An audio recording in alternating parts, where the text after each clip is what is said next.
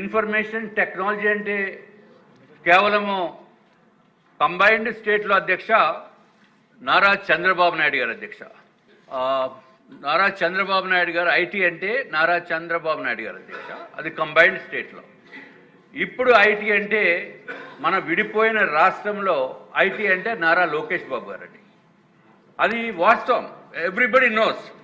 Being in Visakhapatnam, నేను IT parks association president అధ్యక్ష. ఎన్ని ఎంక్వైరీస్ ఉన్నాయంటే అసలు ఆఫీసులో ఖాళీ లేనటువంటి పరిస్థితులు అధ్యక్ష.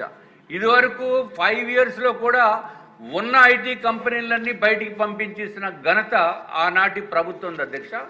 ఇప్పుడైతే మరి లోకేష్ బాబు గారు ఏమి చేశారో ఏంటో మాయా మంత్రమో నాకు తెలియదు అధ్యక్ష, కానీ ఇన్వెస్ట్మెంట్స్ మాత్రము విపరీతంగా వస్తున్నాయి. దానికి కారణం నమ్మకం, confidence, Bharosa, safety, transparency, perfect law and order, friendly people and fantastic government అధ్యక్ష.